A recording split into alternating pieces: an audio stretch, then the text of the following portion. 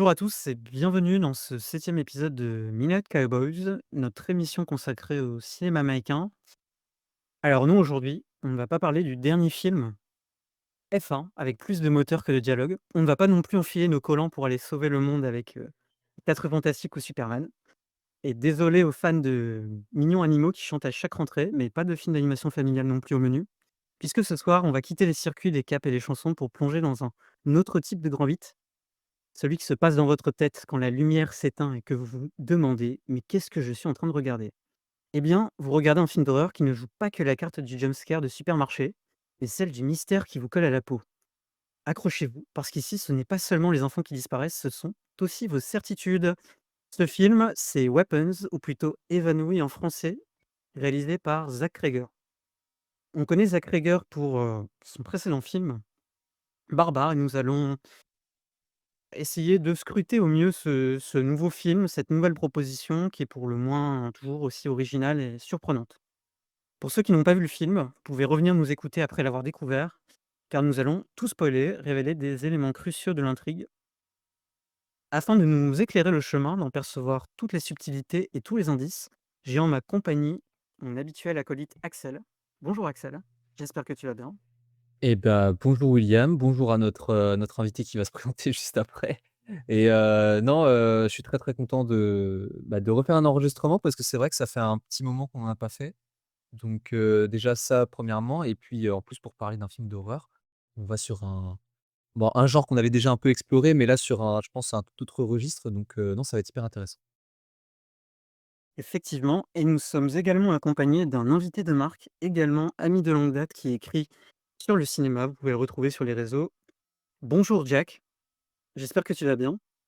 Eh ben bonjour les gars, ça va très bien parce que je suis très content d'intégrer podcast pour cet épisode sur ce film, qui est sans doute le film de l'été. On l'a un peu cherché, hein, le film de l'été, parmi d'abord les blockbusters que tu as cités. Bon, il a pas eu à attendre un petit peu et donc je suis très content d'évoquer avec vous, Barbarian, n'importe quoi, Weapons plutôt. Et on va plutôt dire Weapons d'ailleurs parce que Évanoui est un titre, vraiment, vraiment, pauvre en comparaison. Ouais, tu l'as dit, c'est surtout moins, un peu moins évocateur et tout de suite un peu moins implicite. En effet. Pour parler du synopsis, avant que l'on revienne un petit peu sur le contexte de production et sur un petit peu finalement la jeunesse du film, de quoi ça nous parle exactement Weapons? À 2h17 du matin, à Maybrook, en Pennsylvanie, 17 enfants de la même classe quittent simultanément leur domicile et disparaissent. Leur enseignante, Justine, arrive et ne trouve qu'un seul élève, Axel, présent. Axel. Alex. Alors, Alex, lapsus révélateur, hein.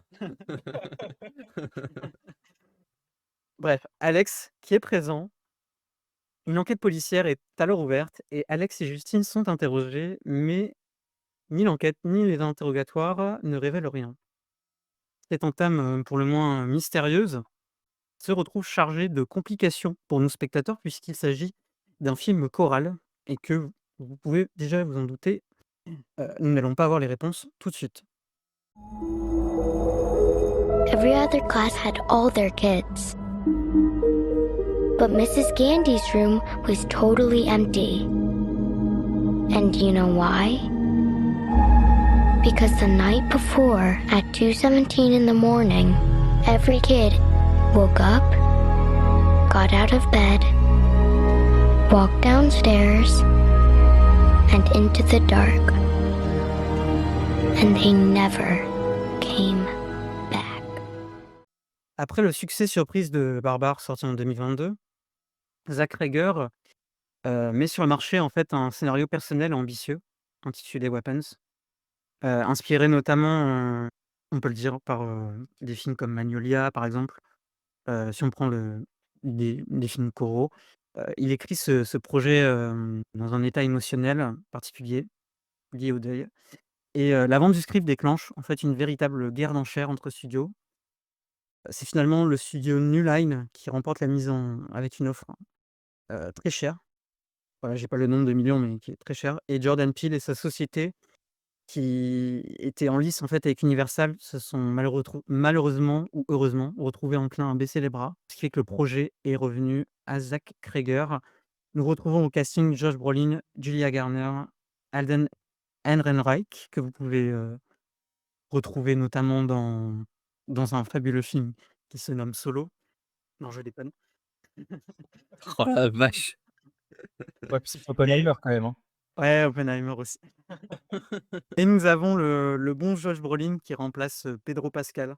Je sais que Jack, apprécie Pedro Pascal dans le rôle d'un père en deuil. Et oui, on l'aurait vu dans un film de plus cet été quand même. Le bingo aurait été exceptionnel. Donc c'est vrai que ce contexte, il est un peu particulier et c'est pas tout à fait étonnant.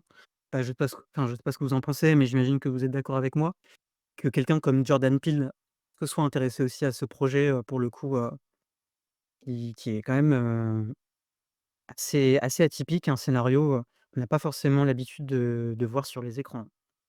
Tout à fait d'accord. C'est Ouais, ouais, en effet.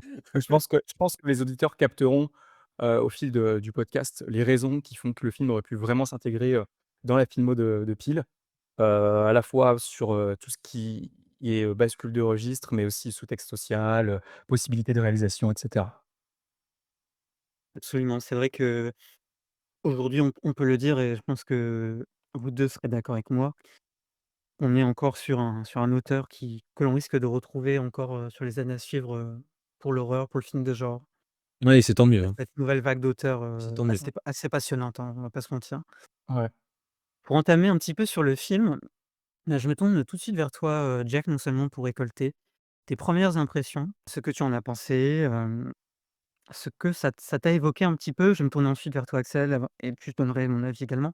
Après, on rentrera dans le détail, mais je pense que ça peut déjà être bien de situer un petit peu ce qu'on en a pensé, globalement.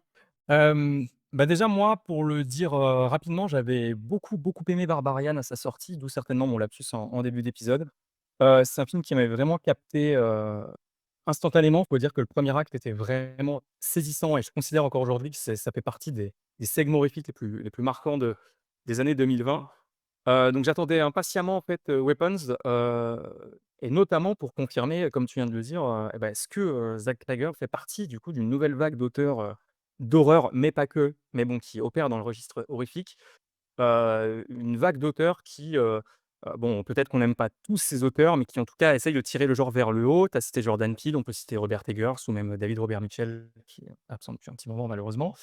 Mais en tout cas, voilà, des auteurs qui font du bien au genre et qui réussissent à la fois proposer des œuvres, très personnelles, très, autorisées, on va dire, c'est un gros mot, mais voilà, et qui en même temps peuvent, s'adresser à un très large public.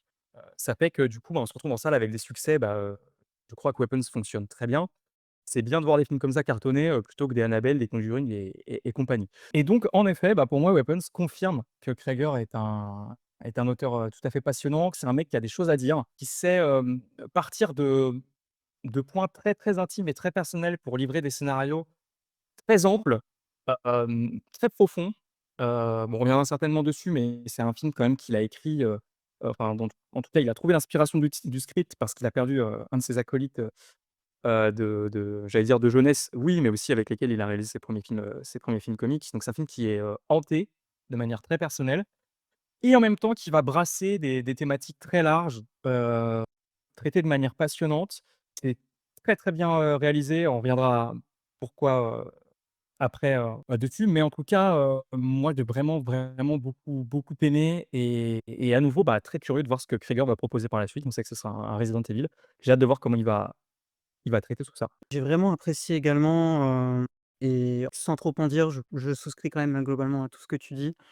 Hem, c'est un film d'horreur qui est très, très particulier.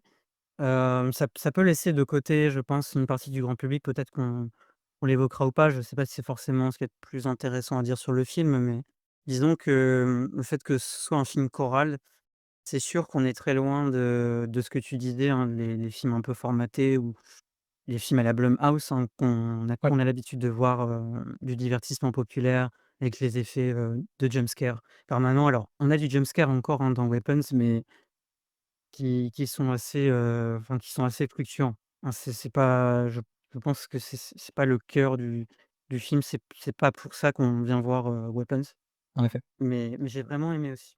Et donc toi, Axel, qu'est-ce que tu en as pensé?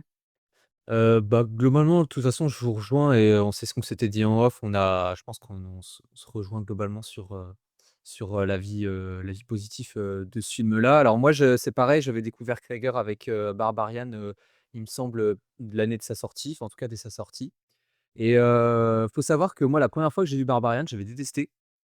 J'avais pas du tout aimé et en fait, bah, tout simplement comme, beaucoup quand on voit des films, des fois on l'aime pas au premier coup et en fait on y repense encore et encore, des jours après et au final, on se dit que qu'il faut peut-être le revoir parce que là, il y a un truc qui va pas. Pourquoi j'ai détesté ce film alors que j'y repense?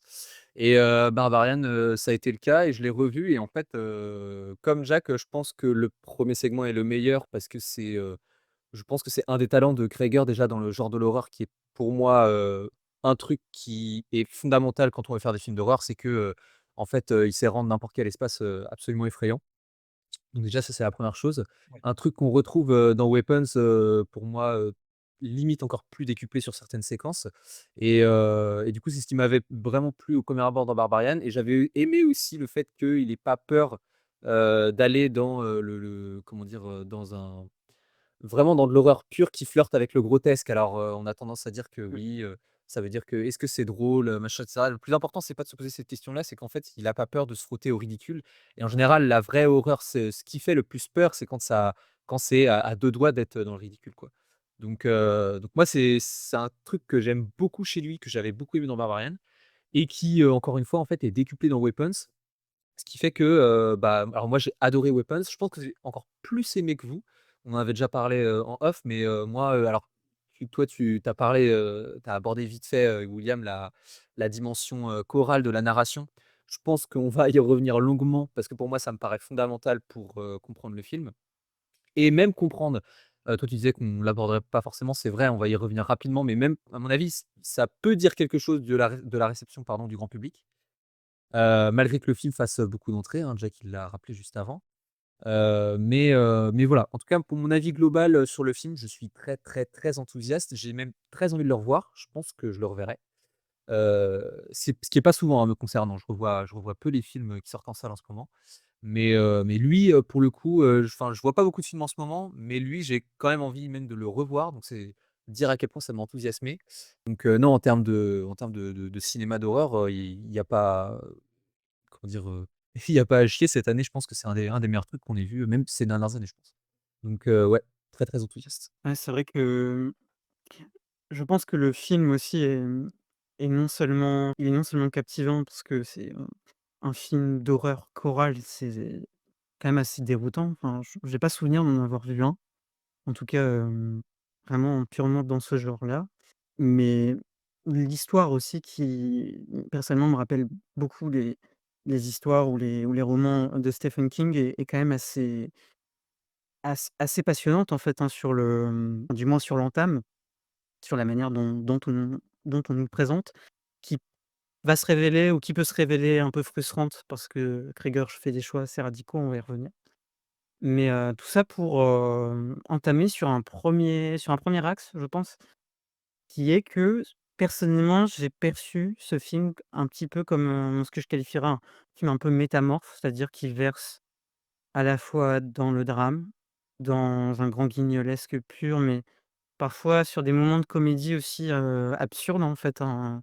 Je pense notamment à cette scène dans le supermarché qui est totalement lunaire, heu où littéralement un personnage se fait agresser, par une femme, verbalement quoi, c'est Ouais.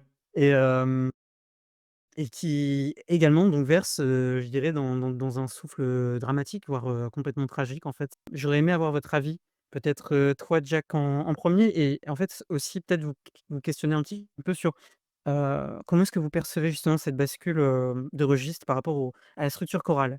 Parce qu'en fait sur les différents points de vue, moi j'ai aussi l'impression que justement, chaque point de vue permet quelque part d'ajouter une couche «genrée» entre guillemets en plus.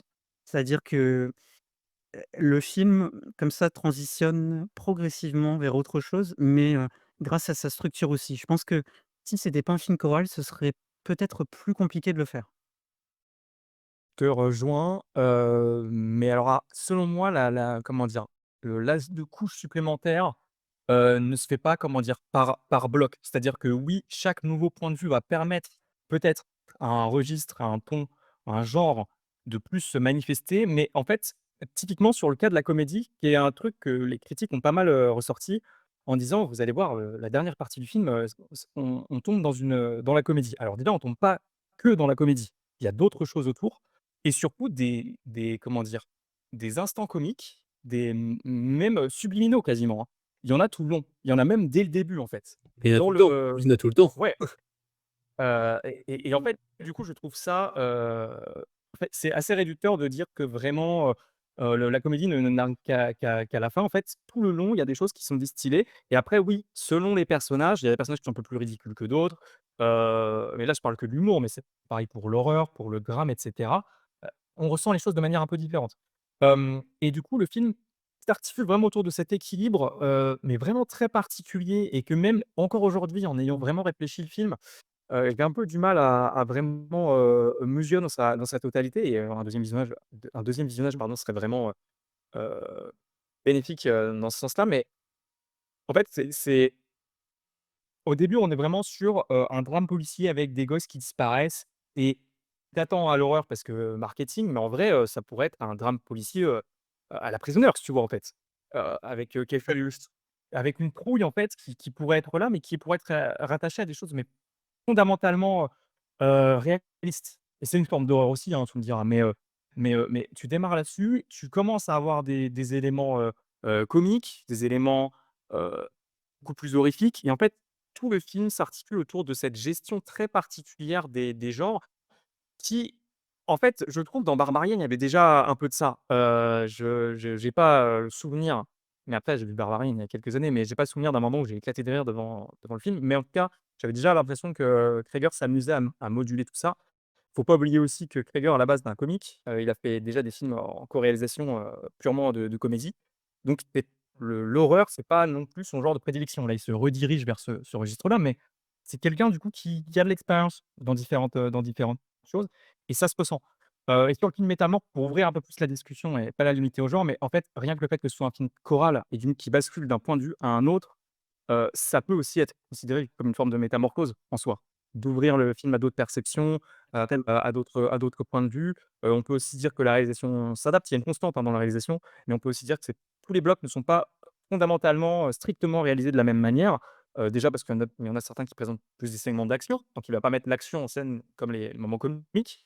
Des fois, il le fait d'ailleurs. C'est marrant, là aussi, il y a une forme de métamorphose, d'équilibre très, très subtil. Mais donc c'est un film vraiment qui est oui, qui évolue et voilà, là, mon avis est pas super, structuré parce qu'encore aujourd'hui, j'ai un peu de mal à vraiment déterminer, ce truc et en même temps, est-ce que j'ai envie de le comprendre? Fondamentalement, ce serait comme, peut-être révéler le tour de magie, tu vois? Je ne sais pas. En tout cas, il y a le film est vraiment pas structuré par ce truc de bloc, bah, là, on va passer au moment comique, là, on va passer au drame. Voilà et ça en fait enfin, je trouve et ça fait aussi sa richesse, quoi. Ouais, mais en fait, ce que je trouve, intéressant, c'est que c'est presque comme si on avait la perception enfin, de Psychose, en fait, qui se rejoignent, justement dans ce climax. Mais comme tu dis, c'est les psychoses qui se complètent, en fait, pour qu'on ait une vision complète de la chose. C'est-à-dire Oui. que, enfin, comme tu le dis, pour autant, entre les différents segments, on n'a jamais l'impression d'être sur un autre film. On reste dans le même univers, on nous le caractérise de la même manière en général. Bah, je pense que l'exemple le plus flagrant, c'est justement le point de vue du policier et le point de vue du jeune délinquant, qui en fait sont 2 points de vue en soi qui peuvent enfin qui se ressemblent carrément, dans les choix de mise en scène, par exemple. Mais enfin, ce que j'aime pas mal aussi, parce que ça, je sais que beaucoup de personnes ont reproché, enfin quelques personnes ont reproché, c'est qu'on n'est pas le point de vue, finalement, parce que là, on a dit qu'on spoilait, sur l'antagoniste, hein, sur ce personnage, on reviendra dessus sans doute, mais sur Gladys. Parce que pour moi, c'est un personnage qui catalyse tout ce qu'on voit dans le film. C'est pour moi un élément catalyseur de cette Amérique qui est en fait, désabusée, vieillissante mais qui entre guillemets avec l'expérience acquise, ensorcelle ces personnages et nous ensorcelle aussi presque par le rythme du film qui nous fait aller qui nous fait aller à droite et à gauche parce que ça on l'a pas encore dit, enfin même si on l'a dit un peu implicitement, mais le fait que ce soit découpé en chapitres, pour moi ça fait cet effet justement, cet effet d'ensorcellement. C'est-à-dire que, on passe d'un point de vue à un autre, on ne sait pas exactement, à quoi ça mène. Par moments, on est plongé dans des visions. Enfin bref, on est Oui. constamment perdu. Moi, je rejoins complètement Jack. En fait, je suis pas du tout sur ce truc de, en fait, le tout ce qui concerne la narration en, j'allais dire choralisée, mais ça se dit pas. Enfin, la narration chorale, en tout cas, de ce film. C'était pas, du tout pour, faire, oui, bloc par bloc. En fait, il y aura un registre par bloc, tu vois? Pour moi, ça se voit pas du tout dans le film. Au contraire, j'ai l'impression que chaque bloc contient à peu près tous les registres. Déjà ça, pour moi, c'est un gros point positif, parce que sinon ça aurait été, enfin, honnêtement, ça aurait été, mais c'est pas que ça aurait, au contraire, ça aurait pas été redondant, mais ça aurait été chiant, quoi, tout simplement. Enfin, ça aurait été facile. J'aurais trouvé ça très facile. Alors que là, Ouais. c'est pas le cas. Maintenant sur ce mélange des genres, je suis aussi complètement d'accord sur le fait que, bah, dès le début, en fait, et tout du long sur chaque bloc, on a à peu près, chaque registre, qu'on a cité et en particulier, celui qui flirte avec le grotesque, voire le ridicule. Et j'ai envie de dire que par contre, là où la narration est pour moi cohérente et monte crescendo, c'est que plus on avance et plus ces registres-là se mêlent et fusionnent à merveille, en fait. Et c'est pour ça que le final, en général, c'est ce que les gens retiennent. Parce que le final est, le dernier acte, là, pour le coup, dans ce film-là La est, catharsis. ouais, voilà, exactement. Ça, enfin, au contraire d'ailleurs de Barbarian, qui était pas une catharsis, mais pour le coup, on éprouvait de la pitié pour le monstre. Là, c'est complètement l'inverse. C'est complètement l'inverse. De toute façon, on va spoiler, hein, je vous le dis direct pour ceux qui nous écoutent mais qui Oui. n'ont pas vu le film. Heu, on va spoiler comme des gorées, donc allez voir le film, si vous voulez voir le film avant, quoi. Sinon, non, concernant cette chose-là, j'avais trouvé ça très, très réussi, la montée crescendo à la fin. En fait, c'est ça, j'ai envie de dire, c'est aussi ça les meilleurs films, c'est qu'en général, en fait, quand je regarde ce film-là, je suis jamais resté sur la même émotion, en fait, tout simplement. C'est-à-dire Oui. qu'il y a des moments où je riais, des moments où j'avais peur et des moments où c'était les 2 en même temps, en fait. Et ça pour le coup, c'est très, très impressionnant. Surtout pour un film qui est encore une fois grand public, entre guillemets «grand public», qui a coûté, je crois, 38 ou 39 millions. Donc c'est un gros budget, c'est un gros studio derrière. En vrai, Zack Cregger aurait pu, enfin, avec le budget qu'il avait eu avant, passer d'un gros budget directement. On connaît nombre de cinéastes, enfin nombre de réalisateurs qui se sont plantés, juste parce qu'ils sont passés d'un petit à un gros budget direct et en fait, ils se foirent parce qu'ils savent plus du tout quoi en faire. Ici, c'est pas du tout le cas. Le mélange des registres y est pour quelque chose. Cette narration choralisée, enfin, pour moi, la première chose que j'ai notée en voyant le film, c'est qu'en fait, à chaque fois qu'on a un bloc, c'est pour en dire à chaque fois, en fait, chacun a ses raisons, tout simplement. C'est-à-dire qu'en fait, pas tout le monde n'a pas la même réaction face à cette disparition, d'enfants d'une seule classe, y compris la prof, y compris un père de famille, y compris, celui qui est joué par, Benedict Wong qui joue, je sais plus si c'est le directeur de l'école ou si, je sais plus exactement. Ouais, c'est une sorte de proviseur, quoi. Ouais, c'est ça. Mmh. Heu, enfin bref, le policier, le junkie et cetera. En fait, on se rend compte, enfin, comme disait William, qu'à un moment donné, on a le point de vue du policier et juste après, en fait, on a le point de vue du junkie et on dit: «Ah oui, d'accord, mais en fait». Voilà, donc là, c'est un principe que moi j'aime beaucoup en général au cinéma, c'est-à-dire très renoirien. Genre en noir, la règle du jeu, tout le monde connaît évidemment. J'espère que vous connaissez. Mais qui est que effectivement chacun a ses raisons et chaque personnage en fait a ses raisons d'être, ses raisons de vouloir quelque chose, et cetera. C'est pareil pour le personnage de Josh Brolin, pardon, qui, au départ, on se dit juste que c'est un sale con et qu'il comprend rien en fait, parce que nous, on a vu le point de vue de Julia Garner. Mais en fait, quand on est du point de vue de Josh Brolin, on se dit: «Bah non, effectivement, lui aussi, il ressent cette chose-là parce que, bah, effectivement, son gosse, fait partie de la disparition et puis en plus, il voit ça et cetera, machin», enfin bref. Cette narration chorale, pour moi, est parfaitement cohérente déjà d'un point de vue, scénaristique et thématique et on y reviendra après, mais en plus, ça permet de développer, je trouve, avec plus de profondeur que ce que je pensais, des thématiques qui sont, bon, très américaines, hein, évidemment, y compris, enfin, tout ce qui parle de sécurité. Évidemment, le film va évoquer, alors fréquemment, je sais pas parce que ça fait quelques jours que j'ai vu le film, donc je me souviens pas de tout exactement, mais évidemment, le film évoque les fusillades dans les écoles américaines. On va y revenir. Ça me paraît très important et puis, il y a, alors le côté fantastique, parce qu'évidemment il y a du fantastique dans le film. Je m'y attendais un petit peu, mais pas traité de cette manière-là et comme tu as dit William, je trouve ça alors je sais pas encore si c'est bien ou pas qu'il ait pas donné, le point de vue de l'antagoniste. De toute façon, c'est un choix, c'est très clairement un choix parce que c'est très assumé que l'antagoniste, comme tu dis, soit plutôt un catalyseur et soit presque, c'est presque, même si dans le film c'est une grand-mère, bon c'est aussi une sorcière, mais c'est un monstre en soi, hein. Donc c'est quasiment anonymisé, enfin c'est elle ca c'est quasiment une apparition, par moment une apparition, quasiment, je sais pas comment on pourrait dire, mais qui a pas de qui a pas de personnalité en fait. Ouais. Heu, enfin bref, il y a beaucoup de choses à dire là-dessus, mais ce que je trouve, ouais, en premier lieu, moi je vous rejoins, la narration chorale est totalement cohérente, assez logique dans, tout ce qu'elle veut raconter et ce principe de chacun a ses raisons, moi j'adore ça au cinéma en général et là, voir ça dans un film d'horreur grand public, qui rétablit de la complexité par une narration qui est au départ déroutante, moi bah, j'ai adoré ça en fait.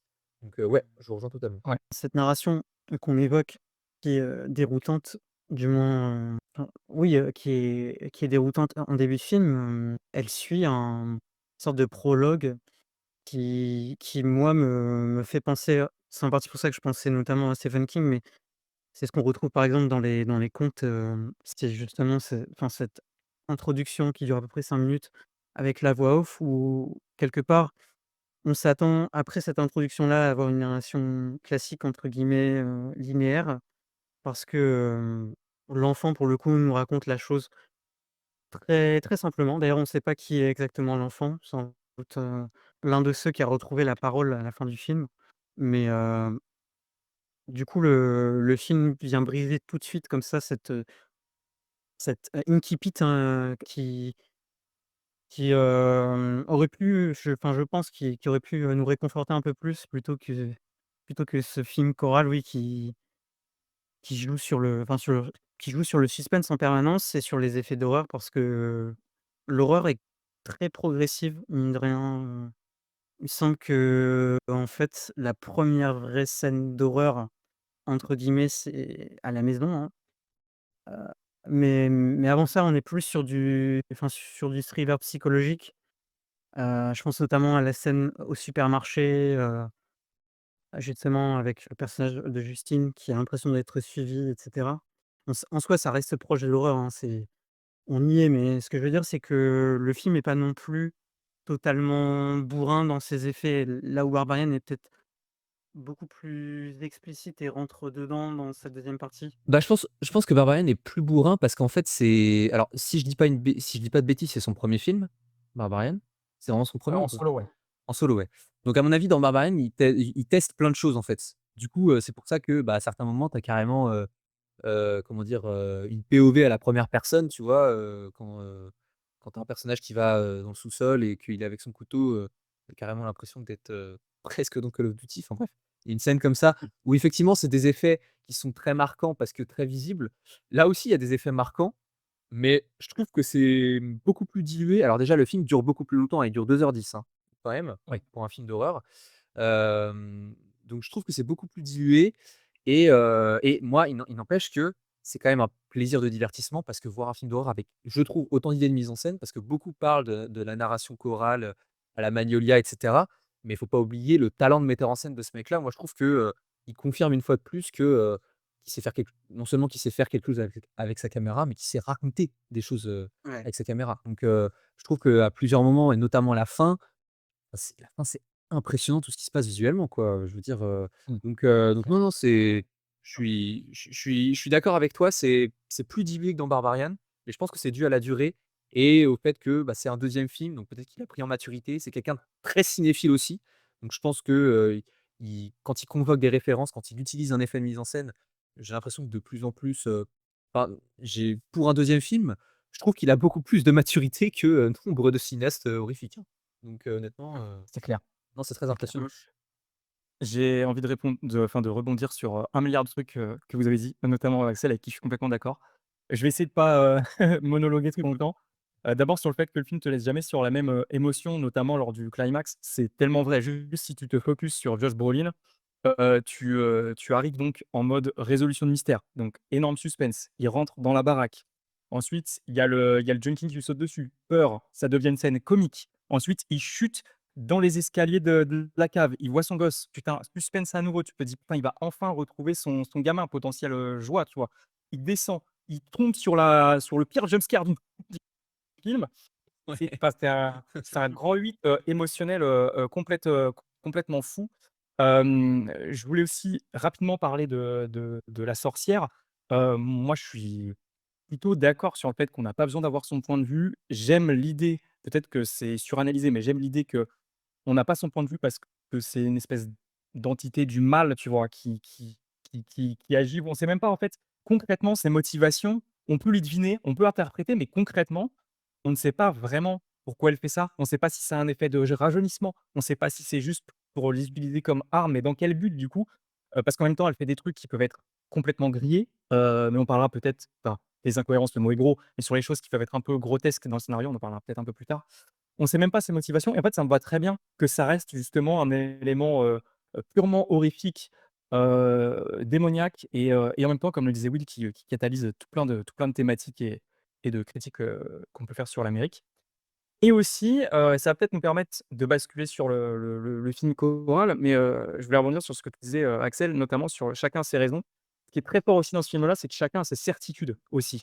En fait, les personnages sont persuadés tous de détenir un truc ou en tout cas de tirer sur le bon fil pour trouver la réponse, Oui, bien sûr. et c'est valable pour tous les personnages, en fait et c'est ça qui est passionnant aussi dans l'écriture et qui rend chacune des perceptions, aussi intéressantes que la suivante. C'est que même l'institutrice qui pourrait au début être placée comme une victime, elle est persuadée de son truc, quoi. Elle se dit: «Il faut absolument je parle aux gamins» et ça orchestre du coup un jeu de nuances derrière qui fait que, i tu vas pas identifier de personnages qui sont fondamentalement, hormis justement cette sorcière qui est un pur être de mal, mais, de personnages qui sont fondamentalement des gros connards ou des personnes de bonté. Parce que même l'institutrice a ses travers, est obstinée et complètement, engoncée en fait dans ses persuasions. Et je trouve ça passionnant et c'est pareil avec Josh Brolin en fait qui est, vraiment mais complètement, conditionné par ce qu'il pense être la bonne chose à faire, la bonne piste et cetera quoi. Des fois ça débouche sur des bonnes choses, des fois ça débouche sur des choses complètement, terribles Ouais, je suis d'accord avec toi, ouais. et à mon sens ça justement ça raconte un truc aussi des Américains et c'est peut-être là que je veux parler du récit choral et de l'importance du Mais alors projet. justement, tu vois, le fait que les individus comme ça soient certains de leurs faits, enfin, qu'ils soient sûrs de leurs faits, ce que je trouve presque, comique, malgré que ce soit du coup un personnage maléfique et cetera, c'est que, heu, ce personnage de Gladys ne fait que, entre guillemets, «exploiter» justement, ses certitudes et ses conflits d'intérêts.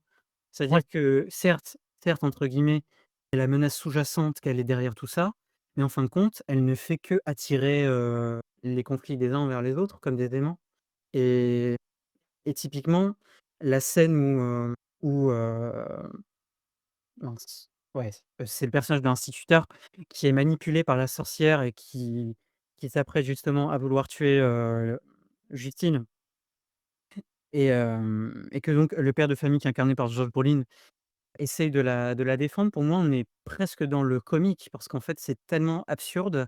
À Ouais. la fois, c'est terrifiant, mais en même temps, c'est absurde parce que ça nous dit quand même quelque chose de vrai. C'est que même sans la sorcière, un type comme Josh Brolin, à en juger seulement la première partie du film, aurait pu très bien être amené à tuer quelqu'un sous entre guillemets «sous l'effet de la colère», heu et donc même sans la sorcière, il aurait pu très bien avoir un drame, en fait. Il aurait pu se passer quelque chose de dangereux ouais, parce que justement, enfin, tous ces individus sont tellement, enfermés, en fait, dans leur microcosme, intime et personnel qu'ils en viennent comme ça à vouloir un petit peu exploiter tout le monde et je pense que certes, on peut peut-être reprocher, les visions un peu oniriques, ça on l'a pas encore évoqué, mais ouais. justement ces fragments comme ça, dans la narration, ces fragments, Bah, il y en a une, c'est vrai qui est un peu, en fait, elle est en même temps évidente et en même temps bizarre. C'est vrai qu'elle arrive un peu comme, enfin, je sais pas, je pense qu'on Ouais. pense à la même, mais Mais mais du coup, c'est enfin, pour moi, c'est aussi révélateur finalement de leur psychose et de ce que ces gens-là vivent en fait ouais, intérieurement. bien sûr. Tu vois? Ils sont tellement obnubilés par ça, même la nuit. En fait, ils sont prêts à aller agresser des gens dans la rue, et finalement la sorcière, elle est là, elle cache peut-être les enfants, mais c'est d'autant plus intéressant que la sorcière, elle cache les enfants, mais elle leur fait pas du mal. Contrairement justement, à toutes ces personnes qui se manipulent quotidiennement, elle, elle ne fait que manipuler les gens, mais comme ça par intermittence, en fait. Ouais, ouais, c'est De vrai. temps en temps, Oui. Ouais, tu ouais. vois? C'est Après quand elle leur, mais c'est pas mal, je trouve. ouais, après quand elle entre guillemets, quand elle leur fait du mal, par intermittence, elle leur fait vraiment mal. Mais Oui, oui, ça c'est sûr. Ah oui. non, mais après un truc, là où je vous rejoins sur, la sorcière, je vais juste, reprendre ce qu'avait dit Jack. Ce qui est très intéressant, c'est que Zach Ryger, je pense que c'est un cinéaste qui a, entre guillemets, «tout compris» à ce qu'est le point de vue au cinéma. C'est-à-dire qu'en fait, il veut pas l'argent du beurre, enfin, il veut pas le «beurre et l'argent du beurre» entre guillemets, quoi. Il va rester sur le point de vue des victimes, il va pas prendre le point de vue de l'antagoniste en même temps, quoi. Et je pense que c'est une qualité, entre guillemets, «morale», même si j'aime pas ce mot-là au cinéma, de ce cinéaste-là. Parce que sur Barbarian, c'était la même chose, même si on comprenait le monstre, on n'était pas non plus de son point de vue. Donc je pense que c'est une qualité qu'on n'ait pas le point de vue de la sorcière, ça c'est la première chose. Et sinon, non, je te rejoins, pour moi, les quelques défauts du film, alors moi, je les ai pas ressentis comme ça, mais là où je peux entendre, certaines critiques à l'encontre de film, c'est surtout c'est effectivement, il y a peut-être beaucoup de parties. Alors on y reviendra, mais je pense que, Ouais. il y a peut-être, bon, 1 ou 2 parties, pas qui auraient pu être squeeze, mais qui auraient pu soit être écourtées, soit être regroupées dans une seule. Parce qu'à un moment donné, tu as envie de dire: «Bon d'accord, on a ce personnage-là et ce personnage-là, mais au final, bon, on n'apprend pas grand-chose de plus, quoi». Donc Ouais. il y a peut-être ça, c'est un défaut que je peux entendre et que je peux comprendre, même si moi je l'ai pas ressenti comme ça parce qu'honnêtement, c'est passé, comme une lettre à la poste. Alors peut-être que j'étais très attentif à ce qui se passait en termes de mise en scène et que moi, en fait, à partir du moment où tu fais une scène, qui ressemble littéralement à Halloween, où tu as une une mère de famille qui sort, comme si c'était une psychopathe et en un plan séquence, un seul panoramique, tu as l'impression que ça fait plus flipper que n'importe quel cauchemar. Donc Ouais. franchement, c'est le Ah genre de clairement. scène qui enfin, il y en a tout le temps des scènes comme ça dans le film et ça fait trop plaisir quoi, en termes d'horreur. Donc mais non, je te rejoins complètement, William, sur ça. Mais pour moi, le défaut irait plus, ouais, sur ce que j'ai dit juste avant. Bah, moi, je sais pas s'il y a trop de parties. En fait, moi, ce que je qualifierais peut-être alors encore une fois, défaut, je entre énormes guillemets, hein, parce que c'est pas quelque chose qui m'a sorti du film ou quoi. Mais je trouve qu'il y a quand même beaucoup de symboles et de signes, d'une part, notamment je pense aux séquences oniriques où je vois très clairement ce qu'il veut raconter, mais je me dis: «Pourquoi intégrer ça dans ce film? Est-ce que ça en avait besoin? Qu'est-ce que ça raconte?» Alors après, peut-être que je suis complètement passé à côté, hein, de ce que ça veut dire.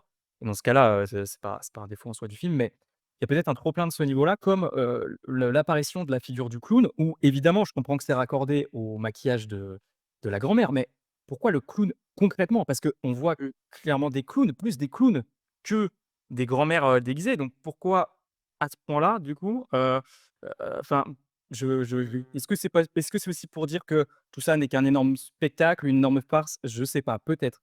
Peut-être que je suis passé à côté, mais j'ai quand même plus la sensation d'un trop plein que je veux dire qu'il y a trop de qu'il y a trop de comment dire? De points de vue. Et juste pour, rebondir sur le point de vue, je sais pas une dernière fois ou pas, mais en tout cas, je voulais juste dire que Traeger nous dit très clairement que, les points de vue, en fait, plus que sont complémentaires, peuvent aussi Heu, pas se contredire, mais toujours dans ce truc de persuasion. En fait, il y a un exemple très frappant et presque comique qui intervient, au niveau de la prof et du flic. C'est que quand ils passent la nuit ensemble, du point de vue de la flic enfin pardon, du point de vue de la meuf, elle va penser au quand il se réveille le matin et cetera et qu'elle lui fait une blague et du point de vue du flic, il va penser, bah, on a une scène de sexe. Et ça te montre très clairement, de manière drôle et en même temps hyper brutale et claire et j'ai envie de dire intelligente aussi. Que juste les personnages ne raisonnent pas pareil, ne retiennent pas les mêmes choses, ne s'attachent pas aux mêmes détails. Rien que ça te montre une certaine complémentarité des points de vue et je pense que cette complémentarité-là, tu l'as plein de fois, mais encore une fois avec le flic et le junkie, là, j'ai du mal à me dire: il y a trop de parties parce que je trouve que chacune d'entre elles articule suffisamment de choses intéressantes et en même temps, là, j'y pense, désolé, je suis en monologue, mais là, j'y pense et je me dis peut-être que dans certaines parties, typiquement sur le Quick et le Junkie, il s'éloigne peut-être trop de l'intrigue pour aller développer un propos beaucoup, beaucoup plus large et peut-être qu'on s'éloigne trop à ce moment-là Oui. de l'intrigue. Est-ce que c'est un défaut ou pas? Je ne sais pas, mais peut-être qu'on s'en détache trop pour aller parler d'un autre truc, encore une fois sur les Américains. Je sais pas. En tout cas, c'est vraiment, à mon sens, du chipotage parce que vraiment, les 2h10 sont passées super vite. Ouais, ouais. Je j'ai pas pu dessus. C'est vraiment pour éventuellement noter, peut-être une faiblesse, voilà. Non, mais moi, je te rejoins aussi sur, pour, continuer sur la narration chorale. Je pense que, cette, complémentarité et en même temps ces contradictions entre chaque individu, c'est tout simplement un film qui parle de communauté, en fait, et c'est hyper Bien important sûr, bien sûr. de parler de ça quand on fait un film américain. Pour moi, c'est une des bases, bah, c'est quoi la différence entre un individu et une communauté, en fait? Bah, parce qu'une communauté est fondée par, des individus et là, en fait, comment les gens se regardent, comment les gens réagissent entre eux et cetera. C'est un truc que fait le film, je pense, de manière très claire et qui, à mon avis, le fait très bien dans le sens où, bah, à la fin, en plus, c'est littéralement un groupe de personnes qui gagnent, un groupe d'enfants, en l'occurrence, mais ils le font en Oui, groupe oui, c'est vrai. et en l'occurrence, non, mais je pense que c'est un film qui parle de ça, en toile de fond, quoi, donc ouais, non, Mmh. c'est sûr. Ah bien sûr. Ouais, ouais, complètement. Pour revenir un peu sur la mise en scène, j'ai l'impression que Krieger utilise ouais, qu'il utilise un peu moins «l'urbain» entre guillemets comme, on va dire, comme personnage par rapport à Barbare. C'est-à-dire que c'est un décor qui est un peu plus abstrait, je trouve, dans sa caractérisation. J'ai plutôt l'impression que ce qui l'intéresse en premier, c'est le personnage dans le plan, l'espace derrière, mais vraiment sa mise en scène qui reste très resserrée, des personnages et en fait, par moments, ça change. Je pense à certaines scènes qui me rappellent Barbare, par exemple, la scène où Justine est dans la voiture et elle est sur le point de se faire agresser alors qu'elle est endormie Oh là là, par, oh là là. Non, mais par c'est la vieux. femme là C'est bah, juste vieux. après elle lui a enlevé les cheveux, qui est une scène vraiment mais terrifiante, hein. Ça Ah oui, c'est ah oui. c'est complètement Terrifiante terrifiant, alors ça qu'elle se fait paraît, terrifiante alors qu'elle se fait juste couper les cheveux. ouais, c'est ça. Non mais c'est et d'ailleurs, en fait, moi, cette scène, elle m'a rappelé une mise en scène un petit peu à la David Robert Mitchell, complètement inspirée de Carpenter, Ah bah, oui, mais je pense que dans la manière mais de le socle de ces menace. ouais, excuse-moi, hein, excuse-moi, Ah vas-y, vas-y. le socle de ces 2 cinéastes-là, de toute façon, c'est Carpenter. On l'a je Très pense clairement, que mais bien sûr. sur Barbarian, c'était le cas, sur It Follows, de David Robert Mitchell, c'était le cas et là, Alors là, oui, encore une mais fois, oui. c'est le cas, hein, donc non, non, je pense que tu as raison de citer Carpenter, de toute façon, c'est hyper, Mmh. à mon avis, c'est un socle pour ce genre de cinéaste, c'est sûr. Ouais, complètement. Et J'adore, oui. Et mais si je ouais, peux juste rebondir, très très brièvement vas-y, sur ce vas-y. côté urbain. En fait, je suis d'accord avec toi et en même sur le fait que peut-être le personnage dans le décor l'intéresse davantage dans ce film-là et en même temps, tu vois, je me dis: «Ça fait 2 films où ils tournent ça, enfin, en tout cas, ils plantent l'intrigue dans un coin random et je trouve ça terrifiant, en fait, juste comme idée que ça peut se passer, n'importe où, quoi, dans un coin perdu, peu importe, on s'en fout, en fait, ça peut se passer partout aux États-Unis, tu vois? Dans Barbarian, c'était un Airbnb, tu en fait, moi, ça m'a créé une phobie, tu vois, là-dessus, tu vois? De te dire, tu loues un logement random et voilà et là, typiquement, tu vois, se dire qu'il te filme une façade de baraque, mais tout à fait random, quoi, comme tu en as des milliers, des millions, aux États-Unis. Je trouve que l'idée est terrifiante et je pense encore une fois que ça raconte un truc, mais et ça rejoint toujours le cinéma de Carpenter, hein, qui parlait, des USA évidemment, mais je trouve que quand même ça a son importance de dire qu'il plante ça, voilà dans un coin paumé quoi. Ce que le il me semble ce que la voix au début nous dit, hein, que ça se passe, dans un coin Mais c'est en Floride, mais aléatoire. c'est hyper intéressant déjà de planter ça en Floride, parce que peu de films d'horreur se passent en Floride, hein, C'est clair, donc c'est clair. Ouais, ouais, ouais, complètement d'accord. Mais d'ailleurs, enfin, ce qui est presque un peu surprenant et ce qui je pense qui peut dérouter, que cette introduction, personnellement, j'avais presque l'impression de voir les gamins rouler, à vélo dans E.T. quoi. C'est-à-dire que vraiment on nous filme bien les quartiers urbains, Ouais, les banlieues pavillonnaires. heu, ouais, ouais. ouais, c'est ça et donc finalement, les événements, tels qu'ils se seraient potentiellement passés, parce que là, du coup, on rentre quelque part dans la légende, hein. Au début du film, on est au début de la légende et en fait, j'ai l'impression que cet aspect fantastique-là, vraiment, enfin, purement fantastique, qui pourrait, potentiellement, en fait, déboucher sur un côté un peu métaphysique, où les enfants partent dans un autre univers, bref. qu'on Ouais. retrouve plus tellement après et je dirais que le film est déjà du coup ça rejoint un petit peu ce qu'on disait au début, mais il est déjà métamorphe dès le début du film, quoi. J'ai pas l'impression qu'on retrouve la même manière vraiment de mettre en scène le quartier après. Comme si, quelque part on était dans l'esprit de cet enfant qui est en train de ressasser cette histoire, mais du coup, lui, il aperçoit différemment que les adultes et donc quelque part, on a une perception peut-être un peu plus resserrée sur les quartiers tels que lui, il les a connus et cetera. Enfin, je sais pas si vous voyez ce que je veux dire, mais Ouais, ouais, je sais pas, il y a un côté vraiment plus fantastique, je trouve, dans cette introduction. mais d'a On peut se dire justement: «Jamais de la vie, on va tomber sur un récit, qui est complètement terre à terre», ouais, ouais, ouais. Non, mais moi, je suis d'accord avec toi. Je suis d'accord avec toi et par contre, on a je sais plus si on l'a précisé, donc je vais le repréciser au cas où. Mais, faut rappeler quand même que la narration chorale est certes un truc, qui est, propre à ce film-là, mais qui est propre à l'auteur aussi, hein, parce qu'une narration chorale était déjà présente dans Barbarian. Donc, juste pour préciser ça, Oui, complètement. c'est aussi Ouais, bien sûr. une marque, de je pense de lui, d'auteur. juste pour aborder allez, on pour aborder, un dernier point. Ouais, en fait, moi, j'aurais quand même bien aimé avoir, votre avis sur, enfin, sur tout ce climax. Ah bah oui! Parce que, Voilà! parce qu'on n'en a pas Ah, parlé, mais c'est quand même, je pense que c'est l'une des séquences les plus marquantes déjà de cette année. Et alors toi, il me semble qu'Axel, tu avais perçu un petit peu de Romero, enfin bref, de cinéma un Ah peu bah, de toute poussé, façon, enfin, alors proche.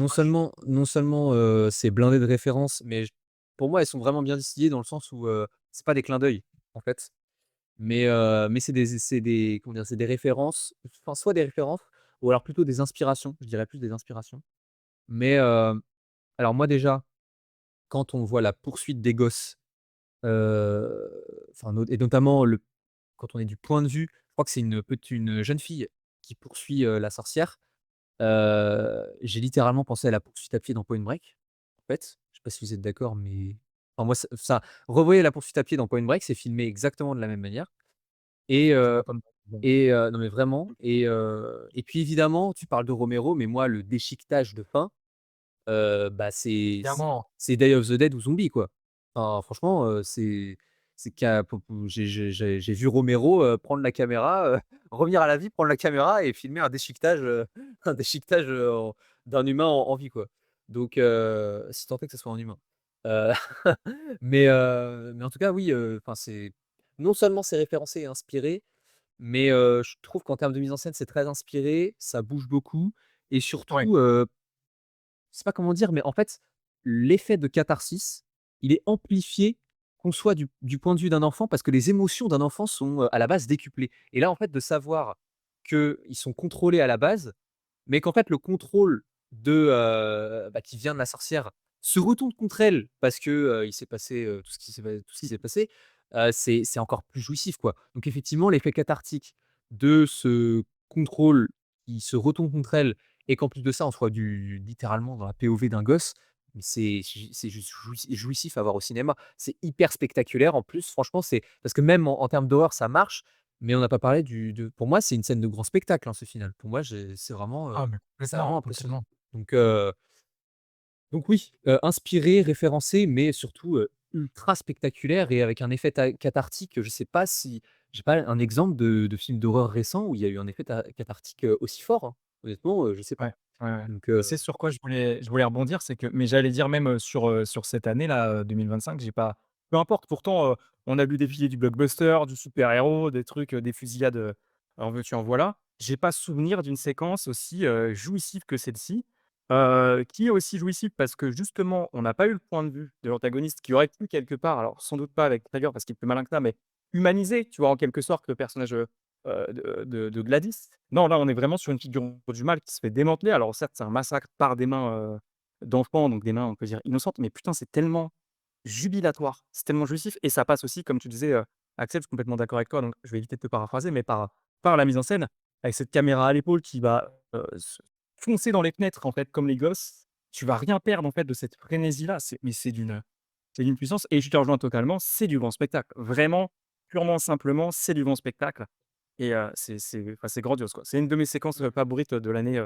on dirait pas le fait toute la dernière partie du film, j'ai envie de vous le dire, oui, ce oui. moment où il rentre dans la baraque, mais là, ce moment-là Et je voulais juste faire une, micro parenthèse un peu humoristique sur le film ne contient pas de clin d'œil. C'est pas un clin d'œil, mais ça me fout quand même un coup quand je vois que les gosses d'aujourd'hui, ont sur les murs de leur chambre, des films très récents comme Mad Max Fury Road. Je suis en mode: «Putain, je suis vieux les gars». Ah oui, Voilà, c'est vrai ça.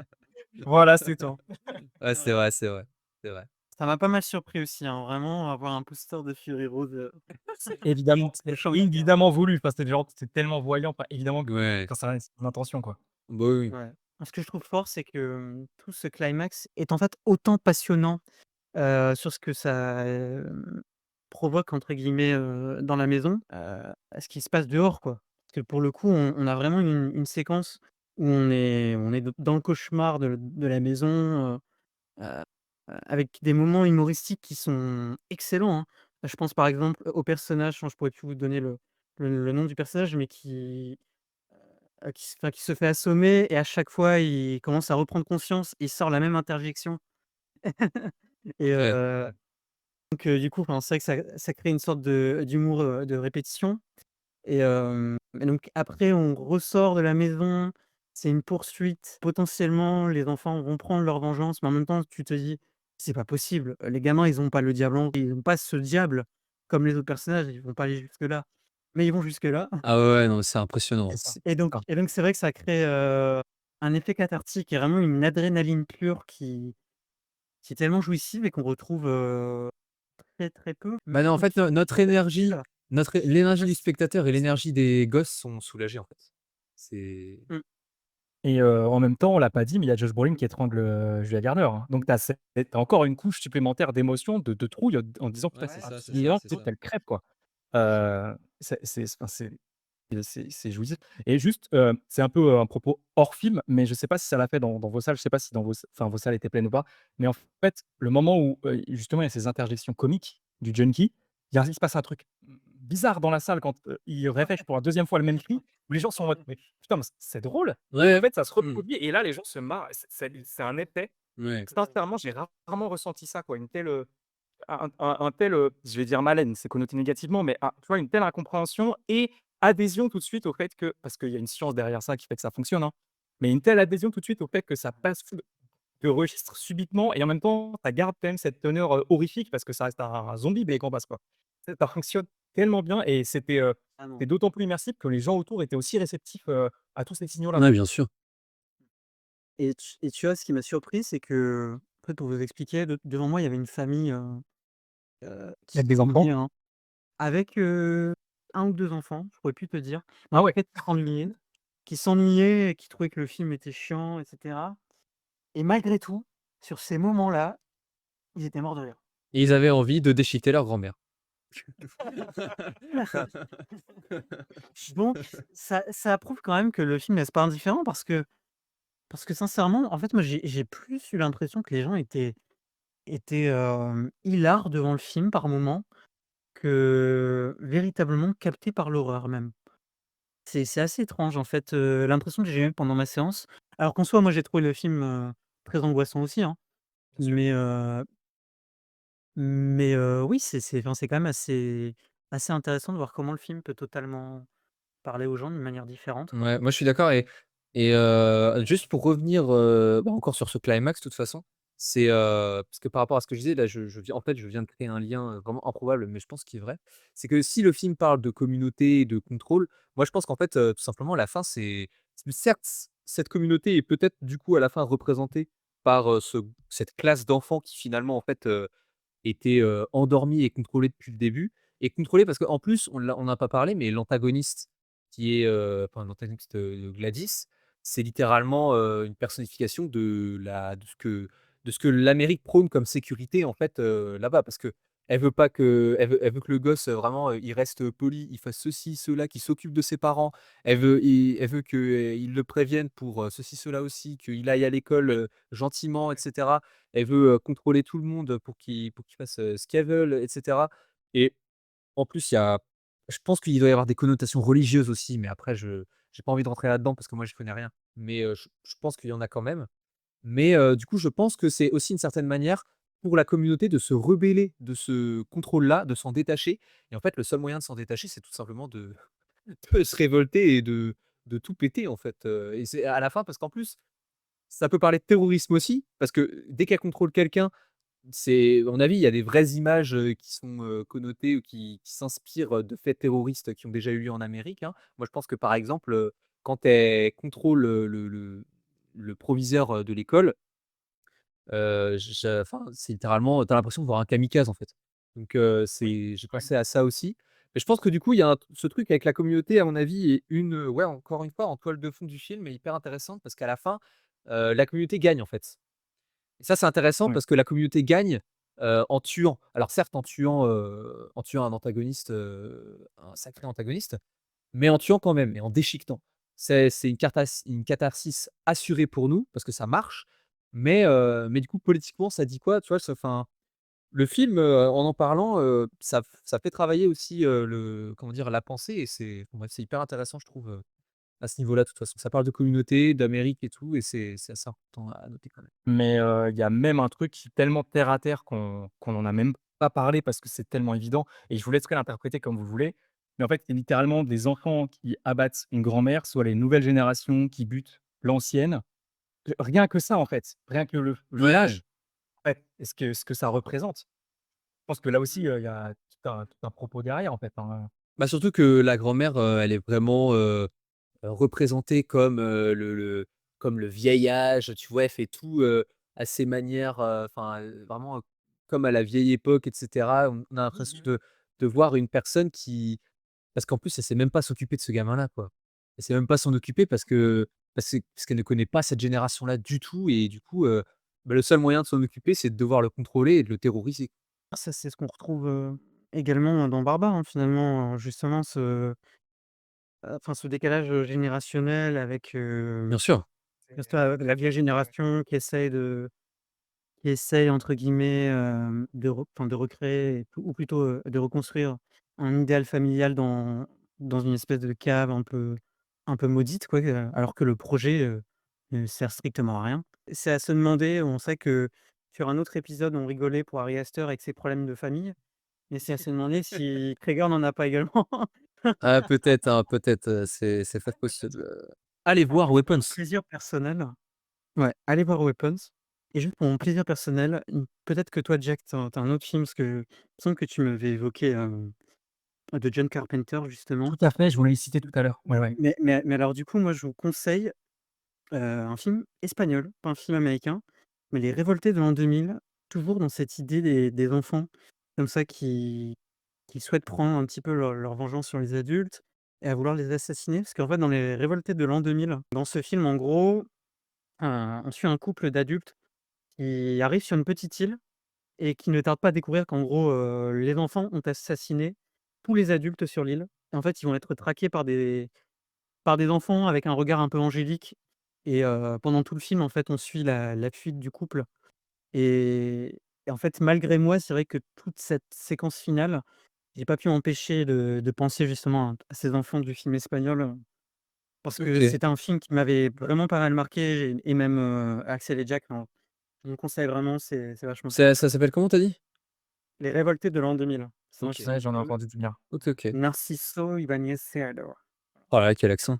OK, ça marche. Ouais et bah, on a évoqué quand même le cinéma de Carpenter, le film auquel j'avais pensé. Alors, il y a des thématiques et des éléments, thématiques et esthétiques, similaires, mais c'est pas le même scénario. Mais en fait, je pense au Village des damnés parce que des enfants sont directement, Ah oui. impliqués.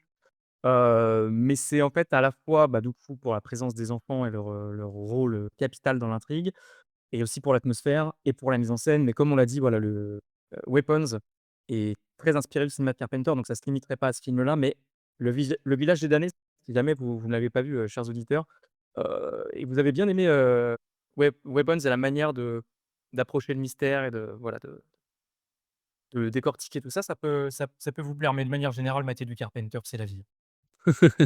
Bah oui, évidemment. Eh bien, on peut passer aux recommandations. I got some bad ideas in my head. I just. Oh, look at it this way, you know. What's holding him up?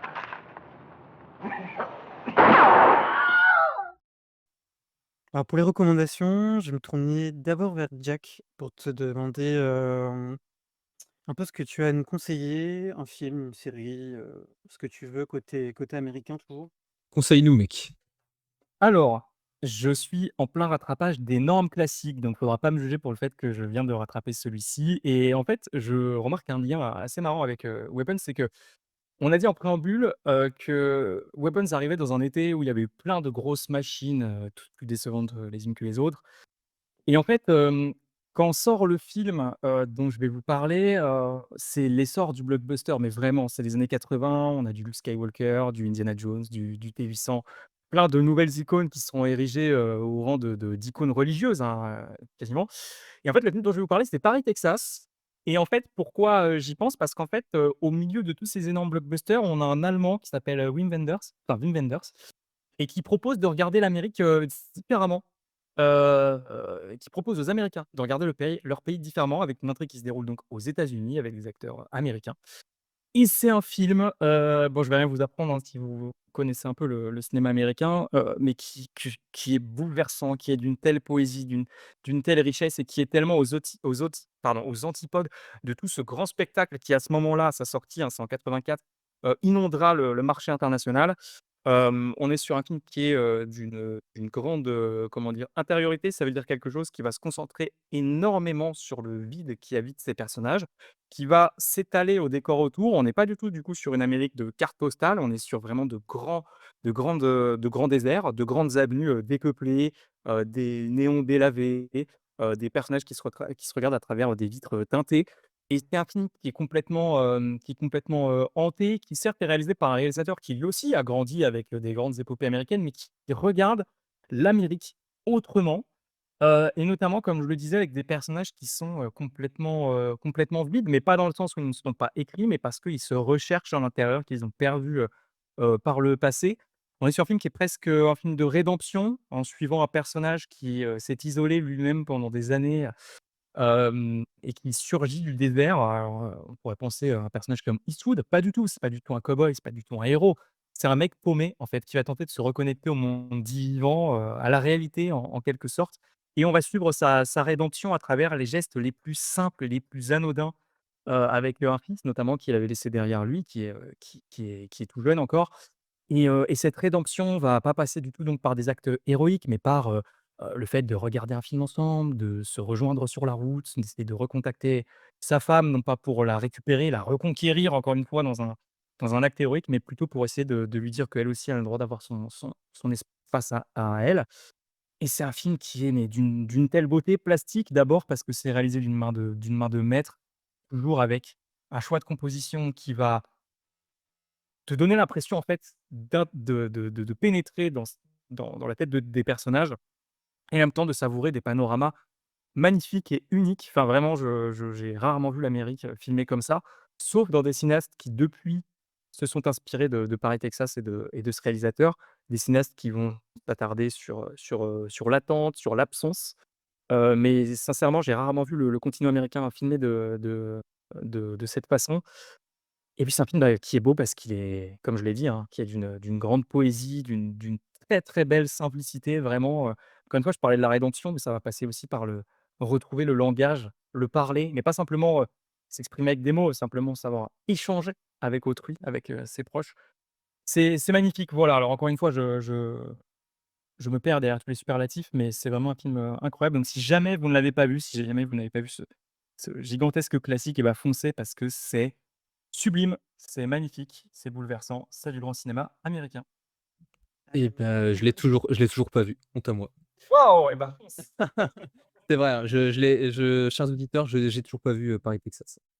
Donc oui, oui, comme quoi, Il est jamais trop tard du coup. exactement, Et tu exactement. sais, Jack, je pense que sur Paris, Texas, on peut difficilement t'en vouloir d'utiliser des superlatifs. Mais oui, Ouais, enfin, voilà. je pense que oui, hein.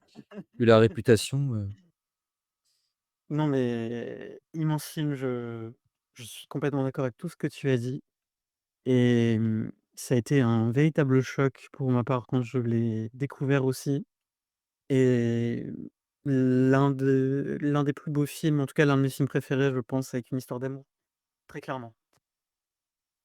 alors c'est à moi là, c'est ça? Heu, C'est à toi, monsieur. alors du coup, alors moi j'ai parlé d'une autre histoire d'amour, si tant est que ça soit de l'amour, je vais vous parler de un autre classique, que j'ai découvert, ou alors là, j'ai parce que vu que je vois vraiment très peu de films en ce moment, je crois que je l'ai vu il y a 2 semaines à peine, découvert il y a 2 semaines à peine d'un cinéaste vraiment absolument pas connu, assez indé qui s'appelle Stanley Kubrick et et qui a fait un film, dans les années 90 qui s'appelle Eyes Wide Shut. Donc Inconnu au ouais, bataillon. j'ai découvert ça. Tu as dit quoi? Inconnu au bataillon, vraiment jamais entendu. Oui, vraiment. Donc non, non, j'ai découvert, Eyes Wide Shut il y a 2 semaines et comment vous dire que oui, c'était magnifique. Oui, c'était, ça comment dire? Ça fait surtout bizarre, de revoir Tom Cruise jouer, heu, voilà. Il a dit les termes, il a dit les termes. Donc non, mais en plus, en fait, c'est ce qui est assez marrant, c'est il est vraiment dans une période entre les années 90 et 2000 où il se, comment dire? En fait, il se met à nu, il se décompose, il se reconstruit. Enfin, c'est un acteur absolument fascinant dans les années 90 et 2000, Tom Cruise, quoi. Et je trouve que dans Eyes Wide Shut, ça résume parfaitement ça, quoi. Qui est en plus un film sur l'impuissance. Donc pour ceux qui connaissent pas, c'est, en gros un jeune couple bourgeois qui vit à New York et donc qui est joué par, Tom Cruise et je vais pas dire une bêtise, Nicole Kidman, oui. Et donc ils vont, un soir à une soirée mondaine, en fait, pour la fête de Noël donnée par un riche patient, tout simplement. Et en fait, à un moment donné, elle se fait draguer par quelqu'un et lui se fait draguer par, 2 femmes, si je dis pas de bêtises, pour que s'ensuivrait probablement un plan à 3. Je vous dis pas la suite, mais en gros, voilà le début du film. Je vous révèle pas plus parce que à mon avis, c'est mieux de découvrir ce film sans rien savoir. Moi, je savais absolument rien de ce ra je connaissais la réputation du film et de quoi ça parlait, mais je connaissais absolument rien au pitch, par exemple. Donc je vous conseille de regarder ce film si vous l'avez pas déjà vu. Pas en premier film de Kubrick, je dirais, Ouais. plutôt, vous voyez d'autres films, peut-être un peu plus entre guillemets, heu, «abordables», avant Eyes Wide Mmh. Shut, je pense, parce que c'est le dernier film de Kubrick et qu'en plus, à mon avis, c'est probablement un de ses meilleurs films et je pense que si je le revois, je le considérerais comme son meilleur film. Je sais pas encore, mais parce qu'il y a quand même 2001, il y a quand Tu même, des sacrés tu trucs. peux pas dire ça. Ah, je sais pas, je sais pas. Donc mais c'est quand même un sacré morceau. Donc voilà, encore, une fois, c'est un film sur l'impuissance, beaucoup d'impuissance, y compris sexuelle et Tom Cruise est probablement dans un de ses 3 meilleurs rôles. Voyez ce film-là. Nicole Kidman est fascinante, vraiment. Je trouve que on pa je alors peut-être que je suis aveugle, mais je trouve que les gens parlent pas assez de Nicole Kidman de manière générale et surtout dans ce film-là. C'est une actrice absolument, enfin, complètement folle, moi, je trouve et dans ce film-là, c'est le cas. Donc voilà, Eyes Wide Shut, bah, pour ceux qui connaissent pas, même si, même si à mon avis, c'est peu probable, bah, écoutez, regardez ce film, après ça dépend quel âge vous avez parce que voilà. Mais film absolument passionnant, vertigineux, aussi déroutant que passionnant, ouais. Voilà. Ouais. Si je dis pas de conneries, Tom Cruise et Kidman étaient ensemble à l'époque, hein, d'ailleurs. Oui, Ouais. absolument, C'est anecdote drôle.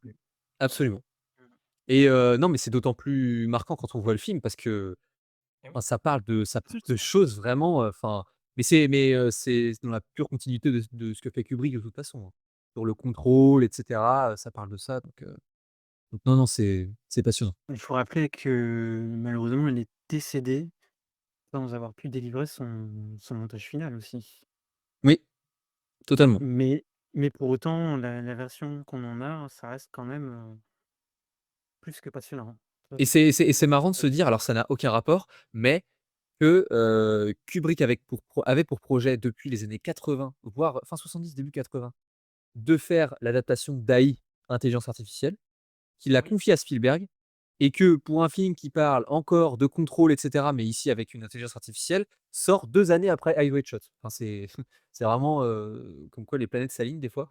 Mais, pour le coup, enfin qui est réalisé par Spielberg et qui a fait ça, dans l'optique de rendre hommage à Kubrick une fois qu'il était décédé, parce que la veuve de Kubrick avait demandé à Spielberg de bien réaliser le film. Donc, enfin bref, ça c'est autre chose, mais, c'est marrant qu'un autre film sur le contrôle, mais cette fois-ci de science-fiction, soit sorti, 2 années après Eyes Wide Shut et que c'était en plus à la base un projet de Kubrick, bref. Mais non. Ouais. Vous voyez Eyes Wide Shut en tout cas, vous n'allez pas être déçus. très clairement, très clairement. Écoutez, pour changer, moi, je vais conseiller une mini-série Ça va faire plaisir à Axel parce que je sais qu'il adore aussi. Je vais conseiller la série de Night of. Voilà, la série de Night of que vous pouvez retrouver, maintenant sur Max. C'est une série, HBO, sortie en 2016. Que tu as fini il y a pas longtemps. C'est une que j'ai fini aujourd'hui même et donc c'est une mini-série en 8 épisodes qui a été créée par, Richard Price qui a travaillé sur, la saison 3 de The Wire notamment et qui est également créée par, Steven Zaillian qui a travaillé sur La Liste de Schindler. Hem, Au casting, on peut retrouver, Riz Ahmed et John Turturro. John Turturro qui décidément, je pense que sur les séries, on l'a jamais vu comme ça au cinéma, hein. Je m'en rends encore plus compte aujourd'hui, que ce soit avec que ce soit avec Severance ou The Night Of. Un acteur vraiment, vraiment impressionnant, même s'il est déjà excellent au cinéma. Franchement, après tout ce Donc que tu viens de dire, rien que sur la fiche technique, si les gens n'ont pas envie de voir, vous avez un problème, hein, honnêtement. en gros, on suit un étudiant, pakistano-américain, on peut dire, qui, lors d'une soirée, emprunte la voiture de son père, donc une voiture, de taxi pour aller à une fête et par un enchaînement de «hasard» entre guillemets, hein, il va rencontrer une jeune femme inconnue et après une nuit d'alcool, de drogue aussi, il va se réveiller à ses côtés morte, poignardée, hein, voire, même tailladée et pris de panique, il va récupérer en fait l'arme du crime parce que l'arme du crime a été laissée sur le lieu. Donc c'est un couteau, bien, bien saillant et il va s'enfuir avec le couteau parce que, voilà, il est paniqué, il prend peur, il a peur qu'on l'accuse et il va être accusé de meurtre, hein, finalement. Donc ça, c'est tout l'épisode pilote et donc c'est une série qui, à la fois, est sur une intrigue de procès, hem, également dans le milieu pénitentiaire. Ça peut faire penser à Oz que j'ai pas vu, mais visiblement, Bah, pour moi, inspiré. c'est la meilleure partie de la mini-série, hein. La partie carcérale, elle est complètement fascinante, je trouve, Ouais, personnellement. super partie, d'autant plus qu'on retrouve, Michael K. Williams qu'on connaît dans The Wire, Ils ont qui joue, personnage légendaire de Omar. Mais donc voilà, franchement, je vous conseille cette série, excellente série, qui prend son temps, un rythme, assez patient, mais qui a une narration presque documentaire, hein. C'est vrai que moi, ça me rappelle The Wire. L'alternance des points de vue, on suit à la fois les points de vue des prisonniers, des policiers, des avocats et vraiment, tout un propos dramatique, et social qui est bouleversant, en fait, sur la présomption d'innocence, sur les mécanismes de justice, d'impartialité et surtout une série où encore une fois, chaque personnage,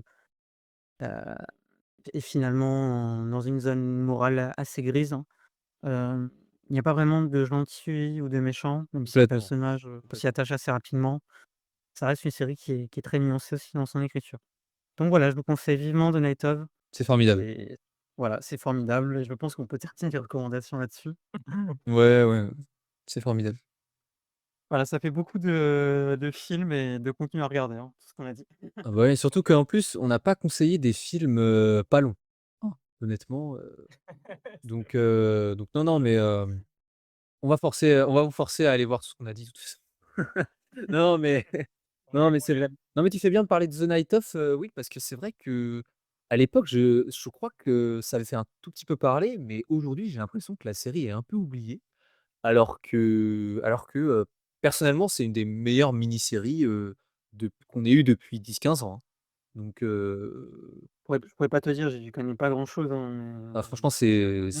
c'est excellent. Moi, j'ai le même avis que toi, je trouve ça enfin, limite exceptionnel, donc ouais, ouais, mais de toute façon, c'est pas étonnant vu les gens à l'écriture et à la réalisation. Donc heu, donc oui, oui, je te rejoins complètement. Eh bien, on peut clôturer cette émission. Déjà, je tiens à remercier Jack de nous avoir accompagnés, non seulement pour les échanges, pertinents, pour son regard éclairé et toujours très intéressant. Merci à toi Jack et ce sera avec plaisir je pense qu'Axel sera d'accord avec moi, ce sera avec plaisir qu'on te réinvite Ah pour bah, plus de tard. renouveler, le dialogue avec toi, ça serait un gros, gros plaisir. Bah, merci à vous, hein, pour l'invite. C'était un plaisir de discuter avec vous et bah, écoutez volontiers, hein, quand vous voulez, on remet ça. Il y a pas de souci. Yes. Donc non, c'était un gros plaisir d'avoir discuté avec vous de ce film-là parce que je pense que, pour finir là-dessus, c'est un film, qui mérite, enfin franchement dans le genre horrifique, populaire américain, c'est vraiment un objet cinématographique qui mérite qu'on s'y attarde, quoi. Et puis, et bah, à la prochaine Jack, à la prochaine William. On se redira pour un prochain enregistrement, faudra parler de Pedro Pascal, hein, quoi qu'il arrive, si on réinvite Jack, parce que sinon Ah on va oui, se faire oui, allumer. bien sûr. Donc voilà. Je te dirais, c'est presque dommage que j'ai pas pu voir, Ellington, sinon Jack aurait été invité pour parler de Pedro Pascal, ça Ah aurait été bah, ouais, parce que super. moi aussi je l'ai vu, c'est pas si mal Eddington, c'est pas si mal. Toujours plus de Pedro Pascal. Oh putain. Finissez-moi cet enregistrement là, c'est bon. Allez, salut tout le monde, Voilà. salut! Des bisous! Allez, ciao.